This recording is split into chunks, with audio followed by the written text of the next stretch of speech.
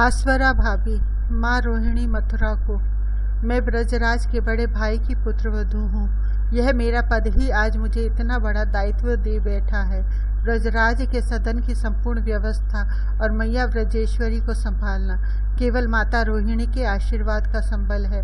वही तो मुझे यह आदेश दे गई हैं। मैं पहले पहले पतिगृह आई तो ब्रज नव युवराज मिलने आ गए। आते ही पता नहीं क्या क्या पूछने लगे। मैं बालिका क्या बोलती, मेरे घूंघट में झांक कर कहने लगे, भाभी सुंदर तो है, किंतु क्या बूढ़ा दादा गूंगी बहिरी भाभी लाया है।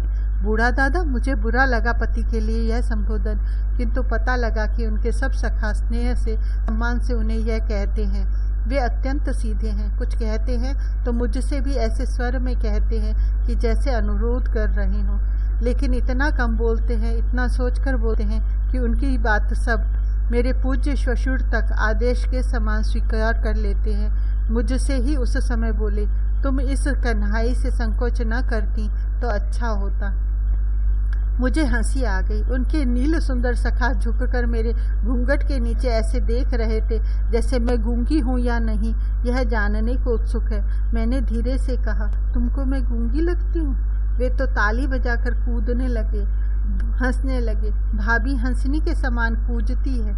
मेरा नाम उसी समय छोटा कर दिया इन्होंने, भाभी, और तभी से उनके सब सखाओं के लिए मेरा यही नाम हो गया। अन्यथा बड़ों की तो मैं बहु लाली हूँ, नाम तो मेरा कोई लेता नहीं है। यहाँ हमारे ब्रज में सबको देना ही देना आता है। कोई अपने लिए कुछ चाहता नहीं, सब दूसरों की ही सुख सुविधा सम्मान देने को सचिंत रहते हैं। लेकिन कोई यह दिखलाता नहीं, सब दिखलाते यही हैं। वे स्वयं अपने लिए ही सब कुछ करते हैं। सबसे अद्भुत मेरे मयूर मुकुटे तेवर सुधा स्वाद मधुर फल लेकर आते थे और कहते थे, भाभी आज से दांत खट्टे करूँगा, तुझे यह फल अभी खाना पड़ेगा। मैं कितना भी संकोच करूँ, वे कहाँ मानते थे। सास जी भी उनका ही साथ देती, कह देती थी, बहू लाली खा ले, ऐसा दुलारा देवर संसार में बड़े भाग्य से मिलता है। हाय, अब तो उनकी यही बातें हृदय को टूक टूक करती हैं। मुझे उन्होंने शीघ्र अंतरंगा बना लिया। उनके कोई सखा रूठ जाए तो मुझसे पूछते कहलाते, वन में क्या क्या हुआ सब सुनाते प्रतिदिन। मानिनी कीर्ति कुमारी मान कर ले तो भी मुझे इससे अपनी भाभी से सम्मति लेने आते थे। मुझसे कुछ छिपाया नहीं उन्होंने और मेरी एक भी बात कभी टाली नहीं। पुरुषों की एक दुर्बलता है कि अपनी कोई वस्तु कभी ठीक ठिकाने नहीं रख पाते।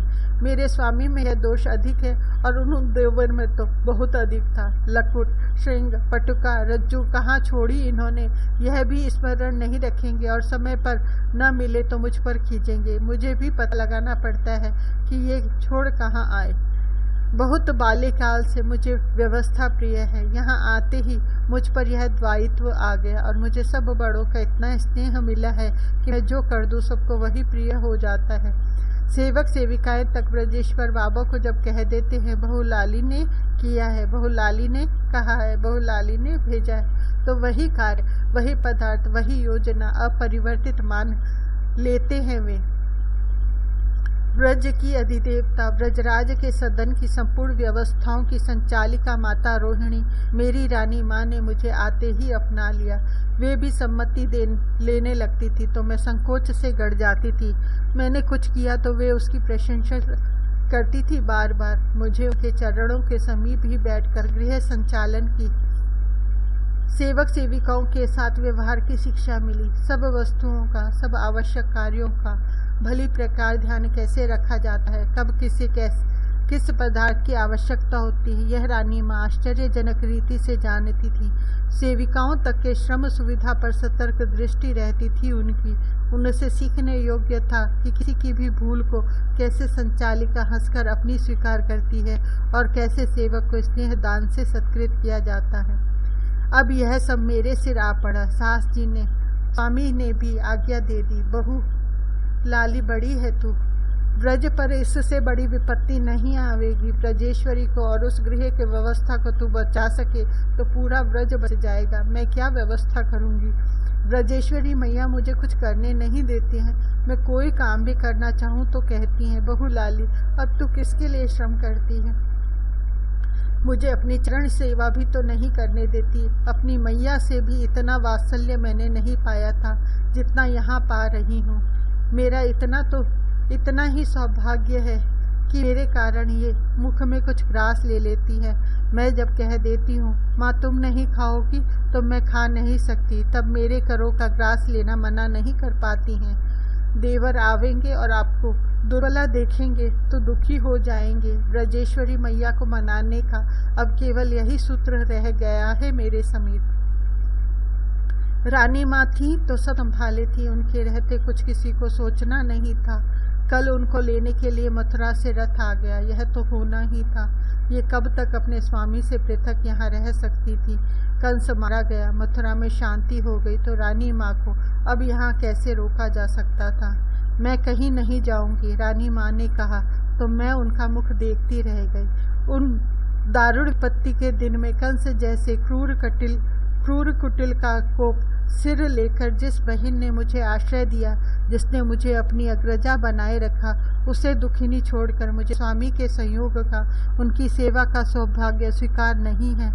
हम सभी स्तब्ध रह गए। रानी माँ स्नेहमयी है, हम यही जानती थी। वे इतनी तेजस्वनी है, यह हमने कल देखा जब रथ लाने वाले सूत को उन्होंने स्पष्ट कहा रथ लौटा ले जाओ। स्वामी से कहना मथुरा में मेरा अब कोई प्रयोजन नहीं है। उचित तो यह है कि वे बहन देवकी तथा और जो आवे उनको लेकर पुत्रों के साथ यहीं आ जावे, अपनी आपत्ति के भाई ब्रजेश्वर के साथ बसे।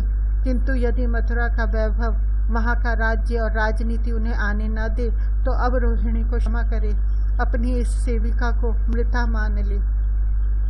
जीजी ऐसा मत कहो, ब्रजेश्वरी ने मुख पर हाथ धर दिया।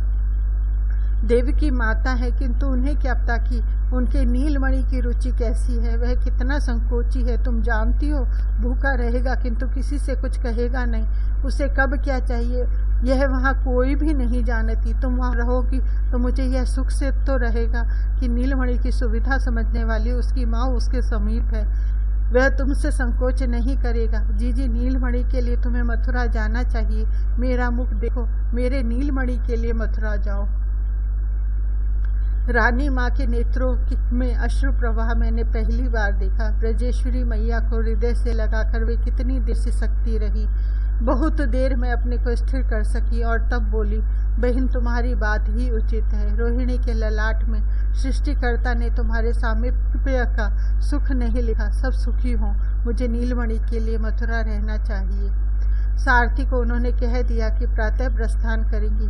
मुझे अंक में लेकर बार बार समझाती रहीं कि मुझे कब क्या करना है, किस सेवक सेविका अथवा संबंधी के साथ कैसे व्यवहार करना चाहिए, किन विशेष अवसरों के लिए क्या क्या करना आवश्यक होता है, कितने पदार्थ कहाँ हैं भवन में अथवा आवश्यकता होने पर कहाँ से प्राप्त होते हैं। रानी माँ का यह विवरण समाप्त नहीं होना था, किंतु अवकाश कहाँ था। हमारे यहाँ और बरसाने में सभी को तो मिलना था। रानी माँ के स्नेह ने सबको ही अपना कर रखा था। वे सभी की अपनी थी। किसी अपने घनिष्ठ स्वजन को इस प्रकार विदा करना, पता नहीं उन्हें कब मिलना हो, कितना कष्टप्रद होता है।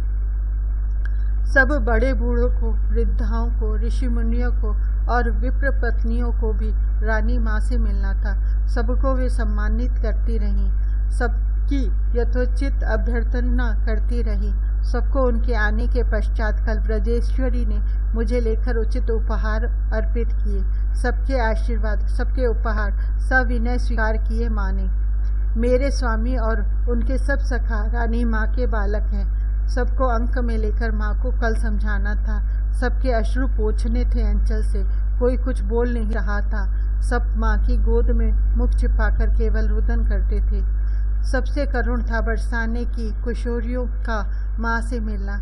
वैसे ही ये सब अत्यंत कृशा, म्लान बना, अत्यंत दुखीनियाँ, इनकी व्यथा हम सभी तो समझती हैं। अधिकांश आते ही मूर्छित हो गई। माँ की अपनी बालिकाओं के समान सब। माँ एक एक को उठाती, स्नेह लालित करती, समझाती रही। वे सुखी रहें, कितना धैर्य है इन कुमारियों में। देवर इनको छोड़कर मथुरा रह कैसे पाते हैं। इनके इस हृदय को उन जैसे प्रेम पारिखी ने पहचाना नहीं होगा। ये तो सबकी सब एक ही प्रार्थना माँ से दोहराती रही, उनसे हमारी कोई चर्चा न करे, उनके कमल लोचन है हमारा स्मरण करके भरे नहीं। वे हम सबको व्रज को भूलकर यदि सुखी रहते हो तो आप ऐसा ही प्रयत्न करें। व्रज तो उनका है ही, उनको जब व्रज की सेवा अपेक्षित होगी यहाँ का सौभाग्य सूर्योदय होगा, किंतु उनको किंचित भी यहाँ के स्मरण से कोई अभाव न खटके। वे सदा सानंद रहे। माँ आप यही करें, वे हमें भूले रहे, अन्यथा व्यथा होगी उन्हें। उनसे हमारे विषय में कुछ न कहें। रात्रि कैसे व्यतीत हो गई पता नहीं लगा। सबको ही मथुरा उपहार भेजने थे। ब्रजेश्वरी मैया बाबा ने सबने ही उपहार सजाए। रथ में उपहार तो नहीं जाते, उपहारों के छकड़े भेजे गए। प्रातः रानी माँ को जो विशेष उपहार दिए गए देवर को देने के लिए, वे भी छकड़ों में ही रखे गए।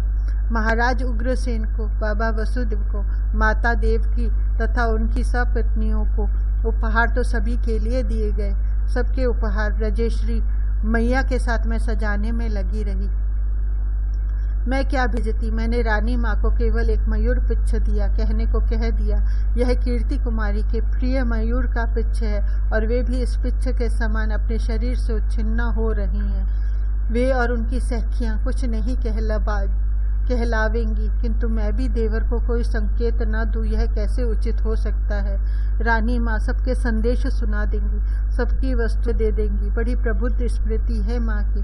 माँ कभी कुछ भूलती नहीं है, किंतु माँ बहुत व्याकुल थी। विदा होते समय रथ से बार बार माँ उतरी। हम सबको बरसाने की किशोरियों को बार बार अंक से लगाकर समझाया। ब्रजेश्वरी मैया को अंकमाल दी। मेरे स्वामी और उनके सभी साथी वन में दूर तक रथ को पहुँचाने दौड़ते गए हैं। गोप गए हैं साथ, पर हम सबको ग्राम सीमा से लौटना पड़ा है। बहु लाली, मेरा आशीर्वाद और मेरे सब पुण्य तेरे साथ हैं। मेरी यशोदा बहन को और ब्रजराज के गृह को संभाले रहना। रानी माँ का यही आशीर्वाद मेरा संबल है जो उन्होंने जाते समय दिया है। उनका यही आदेश मेरा जीवन व्रत है।